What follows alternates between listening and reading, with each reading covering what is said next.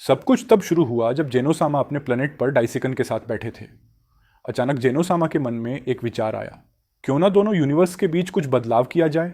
डाइसिकन ने हैरानी से पूछा, क्या आप किसी यूनिवर्स को खत्म करना चाहते हैं?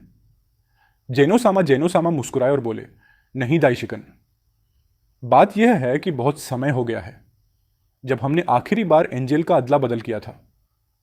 मुझे लगता है अब वह समय फिर आ गया है।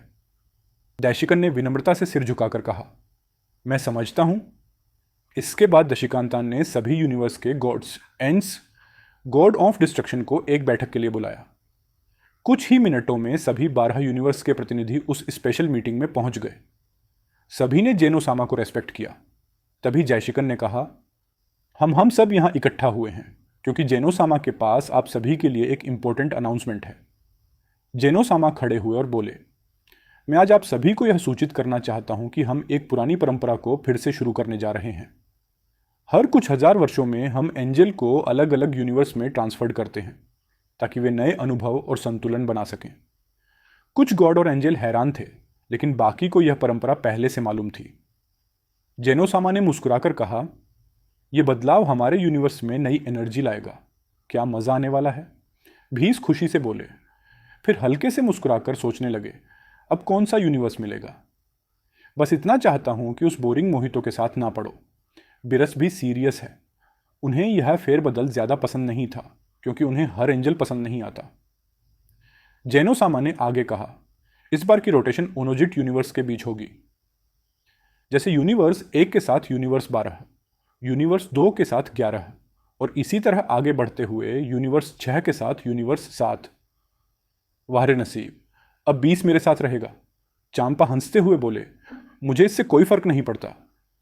बिरस ने आंखें घुमाते हुए कहा, भीस एक ईमानदार एंजल है, वह कभी मेरे खिलाफ कुछ नहीं करेगा।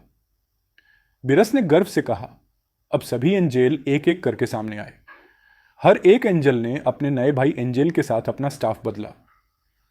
वडोस ग्रीस के पास आई और बोली, उम्मीद है तुम चंपा की डाइट का अच्छे से ध्यान रखोगे। वीस मुस्कुराए, चिंता मत करो, मैं संभाल लूंगा। और तुमसे अनुरोध है कि बिरस को समय पर सुला देना, वह अक्सर रात में जागते रहते हैं। फिर भी धीरे से वाडोस के कान में बोले, और सबसे जरूरी बात, गोकू का ख्याल रखना। वाडोस चौकी, इस इंसान में ऐसा क्या खास है? भीस बोले, गोकू जेनोसामा का भरोसेमंद व्यक्ति है, बस ध्यान रखना कि वह कोई मूर्खता ना कर बैठे। कुछ ही समय बाद वाडोस यूनिवर्स 7 की नई एंजल बन गई और भीस यूनिवर्स 6 के एंजल बने। कुछ हफ्ते बाद गोकू भीष को ढूंढते हुए यूनिवर्स 7 के गॉड्स के प्लेनेट पर पहुंचे, लेकिन वहां पहुंचकर उन्हें एक बड़ा झटका लगा। गोकू आपको देखकर खुशी हुई। वाडोस ने मुस्कुराकर स्वागत किया। भीस कहाँ है? गोकू ने चौंक कर पूछा। उसी समय बिरस वहां आ गए और बोले, कुछ बदलाव हुए हैं। अब एंजल की अदला बदली हो चुकी है। अब वाडोस मेरे टीचर और असिस्टेंट होंगे। ओह, यह तो बहुत बुरा हुआ, गोकू निराश होकर बोला। वाडोस ने गोकू की यह बात सुन ली। वो थोड़ी आहत हुई और बोली, आपके चेहरे पर निराशा क्यों है? क्या मेरी मौजूदगी आपको पसंद नहीं आई?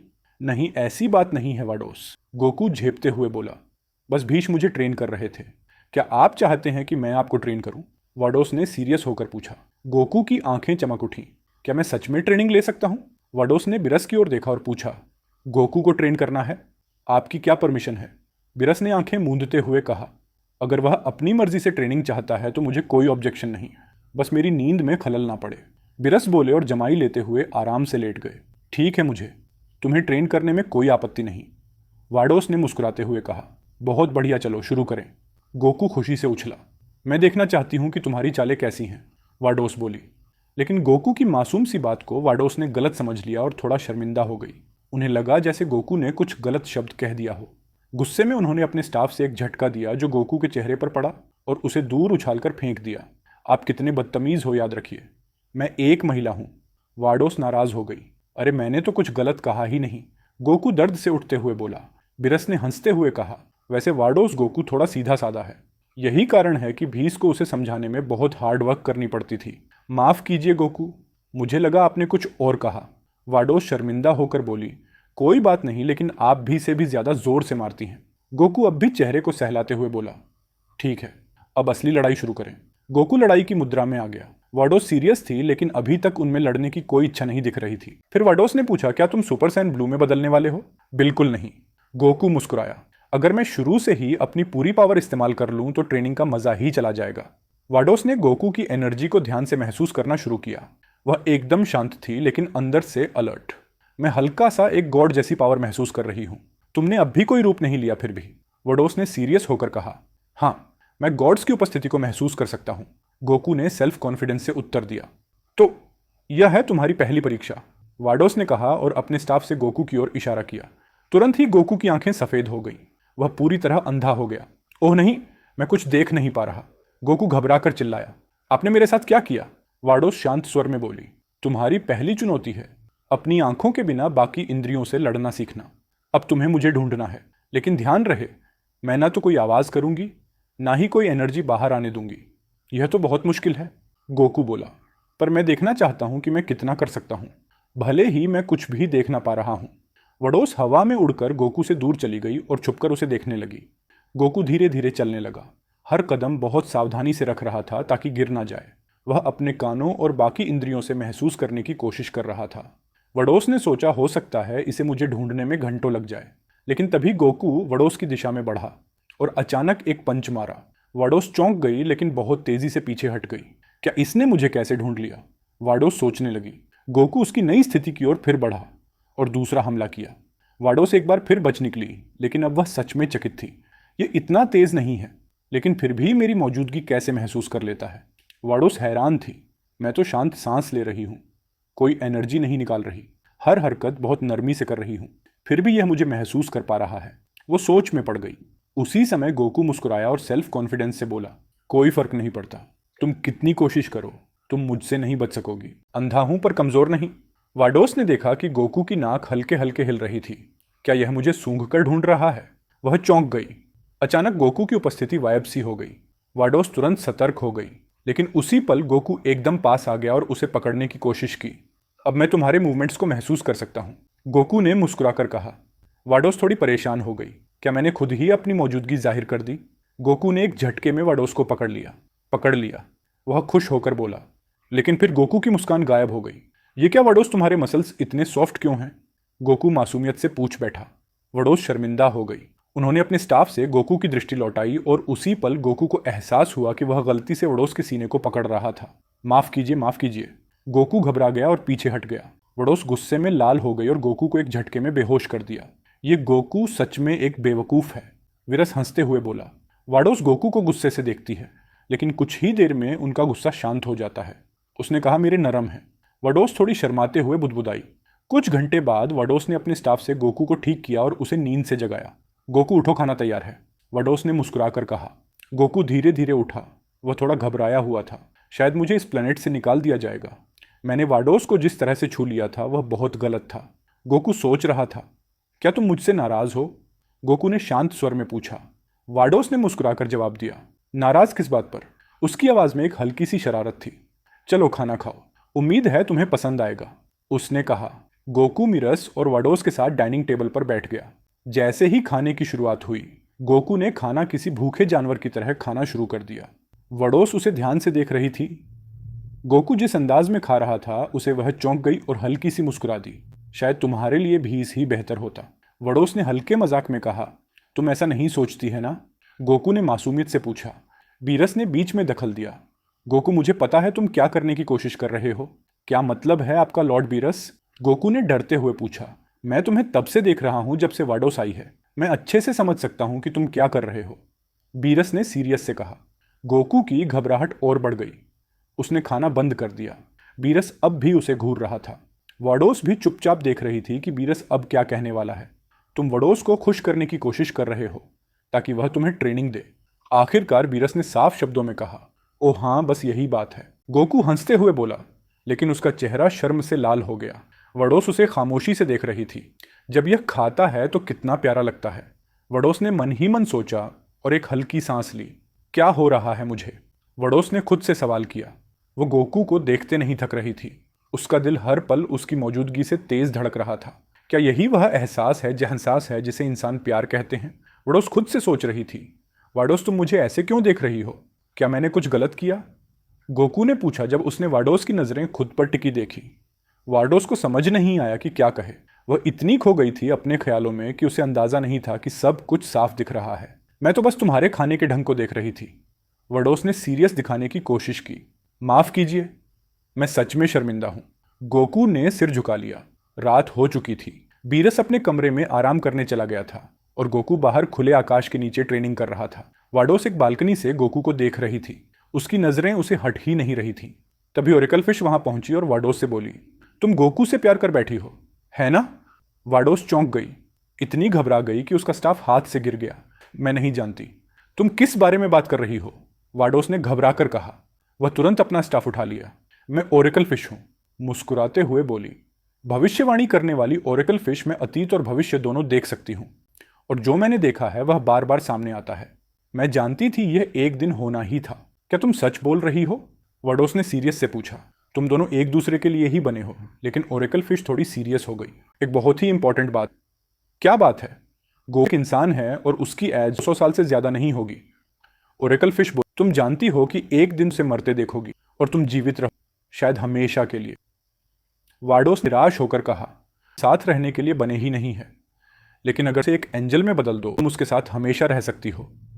ओरेकल फिश ने मुस्कुराया, क्या मैं बस इच्छा उसे एंजल बना सकती हूं? वाडोस ने जोश के पूछा, तुम्हें मानती हो कि सिर्फ इच्छा यह संभव है?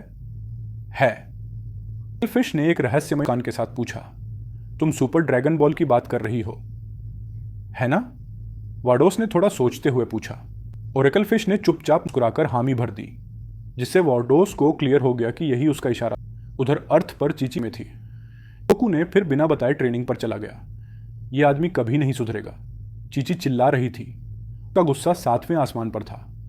उसने गोकू को हर जगह ढूंढा, उसका कोई सुराग नहीं मिला। तब वह सीधे यूराना बाबा पास पहुंची और गुस्से में बोली, तुरंत बताओ कि मेरा पति कहाँ है? यूराना बाबा ने ठंड जवाब दिया, तुम जानती हो कि मेरी जादू से देखने की कीमत, अगर पैसे नहीं है तो चली जाओ। यह सुनकर भी गुस्से में आ गई। उसने यूराना बाबा की ड्रेस पकड़ना एनर्जी बढ़ा दिया। अगर तुमने मुझे नहीं बताया गोकू कहाँ है तो मैं तुम्हें सबक से। चीची की आंखों में गुस्सा साफ था। डरी हुई यूराना बाबा को मजबूरी में अपनी क्रिस्टल बॉल निकालनी पड़ी। उसने ध्यान से देखा और कुछ गोकू का पता लगा लिया। गोकू बिरस के प्लेनेट पर ट्रेनिंग कर रहा। यूराना बाबा ने कहा। चीची चौंक गई। ट्रेनिंग, और वह भी उस साथ। यूराना बाबा ने ध्यान से देखा, लेकिन वो भी नहीं है, ये कोई और है। चीची ने जैसे ही देखा कि वडोस गोकू को बिना पलक झपकाए देख रही है, उसका शक और गुस्सा और बढ़ा। ये एंजल तो मेरी चाहती है, चीची ने जलन और गुस्से में कहा। उसके मन में शक बैठ चुका था कि शायद गोकू एंजल वडोस के साथ कुछ ज्यादा समय बिता रहा है। यह सोचते हुए चीची ने फैसला किया, खुद बिरस के प्लेनेट पर जाकर गोकू का सामना करेगी। वह बिना देर किए बुल्मा के घर पहुंच गई। उसके चेहरे पर गुस्सा साफ झलक रहा था। तो ठीक तो है? बुल्मा ने घबराकर पूछा। मुझे ड्रैगन रडार दे दो, चीची ने गुस्से में कहा। क्यों चाहिए तुम्हें ड्रैगन रडार? बुल्मा ने हैरानी से पूछा। यह तुम्हारे जानने का काम नहीं है, जल्दी वो ड्रैगन रडार मुझे दो। चीची चीखी, मैं तुम्हें ड्रैगन रडार नहीं दे सकती। तुम इस हालत में कोई भी गलत इच्छा मांग सकती हो, जो सबके लिए खतरनाक हो सकता है। बुल्मा ने समझाने की कोशिश की, लेकिन चीची नहीं मानी। अगर तुमने मुझे ड्रैगन रडार नहीं दिया तो मैं वेजिटा को बता दूंगी कि तुम अब भी आमचा से मिलती हो, चीची ने धमकी दी। बुल्मा चौंक गई। तुम ऐसा कभी नहीं कर सकती। कर सकती हूं और करूंगी भी, आजमा कर देख लो, चीची ने आंखों में गुस्सा ली कहा। कुछ देर तक दोनों एक दूसरे को घूरती रही। अंत में बुल्मा ने हार मान ली और चुपचाप ड्रैगन रडार चीची को दे दिया। चीची बिना कुछ कहे वहां से चली गई। उसकी आंखों में एक ही इरादा था, गोकू को वापस लाना। बिरस के प्लेनेट पर अगली सुबह हो चुकी थी। गोकू उठते ही बाहर आ गया और अकेले ही ट्रेनिंग शुरू कर दी। वाडोस बालकनी से उसे देख रही थी और सोचने लगी, इतनी सुबह से ट्रेनिंग, ये कितना वफादार है। गोकू बहुत तेजी से इधर उधर दौड़ रहा था और उसकी बॉडी से पसीना टपकने लगा। उसे गर्मी का एहसास होने लगा। इतनी गर्मी क्यों लग रही है? गोकू ने सोचा, असल में वाडोस ने अपने स्टाफ से एक जादू कर दिया था, जिससे पूरे प्लेनेट का टेम्परेचर बढ़ गया था। गर्मी सहन ना होने पर गोकू ने अपनी ऊपर की ड्रेस उतार दी और अब वह नंगे बदन ट्रेनिंग कर रहा था। वाडोस उसकी मसल्स और बॉडी को देखकर हैरान थी। क्या परफेक्ट बॉडी है इसका, वह सोचती रही बिना पलक झपकाए। गोकू ने कुछ मिनट और ट्रेनिंग की, लेकिन फिर वह रुक गया और मुस्कुराते हुए बोला, मैं जानता हूं कि तुम मुझे देख रही हो। वाडोस अचानक घबरा गई और समझ नहीं पाई क्या बोले। गोकू उसकी ओर घूम गया और बोला, कोई जीनियस बनने की जरूरत नहीं है ये समझने के लिए कि तुमने गर्मी बढ़ाई ताकि मैं कपड़े उतार दूं। वडोस का चेहरा शर्म से लाल हो गया। वह कुछ कह ही नहीं पाई। गोकू उसके पास आया और शांत स्वर में बोला, अगर तुम्हें मेरे लिए कुछ महसूस होता है तो तुम्हें साफ बोल देना चाहिए। वडोस सब और ज्यादा शर्मिंदा हो गई। मैं नहीं जानती तुम किस बारे में बात कर रहे हो, उसने धीरे से कहा। गोकू मुस्कुराया और बोला, तो अब तुम मुझे गोकू बुला रही हो? मिस्टर गोकू नहीं वडोस। अब गोकू के होठों की ओर देख रही थी। उसके दिल की धड़कन तेज हो चुकी थी। वह खुद को रोक नहीं पाई और गोकू को चुपके से चूम लिया। लेकिन कुछ ही पल बाद वह पीछे हट गई। नहीं, ये गलत है, वडोस ने कहा। तुम एक इंसान हो जिसकी एक पत्नी है और मैं एक एंजल हूं। मेरी बड़ी जिम्मेदारी है, वाडोस ने सीरियस स्वर में कहा। गोकू ने धीरे से जवाब दिया, लेकिन तुम्हारे पिताजी दायशिक तो खुद सुप्रीम प्रीस्ट हैं। फिर भी वे तुम्हारे पिता हैं, यानी वह किसी के साथ तो रहे होंगे। वाडोस ने धीरे से सिर हिलाते हुए कहा, हमारी कोई मां नहीं है गोकू। सुप्रीम प्रीस्ट की संतानें सीधे उनकी पावर से पैदा होती हैं। गोकू ने थोड़ी देर सोचते हुए कहा, लेकिन फर्क क्या पड़ता है? तुम मेरे साथ रहना चाहती हो और मैं तुम्हारे साथ। वाडोस थोड़ा हंसी। तुम ऐसे कह रहे हो जैसे यह सब बहुत आसान है। उसी पल वहां अचानक वीस और चांपा आ पहुंचे। गोकू और वडोस दोनों हैरान रह गए। ओह, तो मेरी बहन को मना लिया तुमने तुम्हें ट्रेनिंग देने के लिए? वीस ने मुस्कुराकर कहा, यह सही नहीं है। मेरी बहन एक एंजल है और तुम सिर्फ एक इंसान। गोकू ने तुरंत फीडबैक दी। देखो, तुम बात करने का तरीका थोड़ा ठीक रखो, चांपा ने गोकू को घूरते हुए कहा। मैं बीरस नहीं हूं और ना ही तुम्हारा दोस्त। मुझसे ऐसे बात मत करो। चारों ओर अचानक एक स्ट्रेसफुल माहौल बन गया। तभी बीरस वहां पहुंच गया और बोला, आज क्या हो रहा है? चंपा ने गुस्से में कहा, मैं बस तुम्हें यह बताने आया हूं कि गोकू अब तुम्हारे यूनिवर्स का हिस्सा हो सकता है, लेकिन वह अब एक इंसान नहीं रहा। वीरस ने सीरियस होकर कहा, गोकू अब मेरे यूनिवर्स का हिस्सा है और वो अब एक साधारण इंसान नहीं रहा। उसने एक गॉड के लेवल को पार कर लिया है। अगर वह तुमसे लड़ना चाहे तो मैं बिल्कुल नहीं रोकूंगा। चांपा गुस्से से चिल्लाया, क्या कह रहे हो? क्या एक साधारण इंसान मुझसे लड़ सकता है? बीरस ने गोकू की ओर देखा और कहा, गोकू अगर तुम चांपा से लड़ना चाहते हो तो मुझे कोई आपत्ति नहीं है। आज का एपिसोड यहीं थमता है, मगर असली एक्शन अभी बाकी है। आगे की दिलचस्प कहानी के लिए सब्सक्राइब करें और इस रोमांच में हमारे हमसफर बने।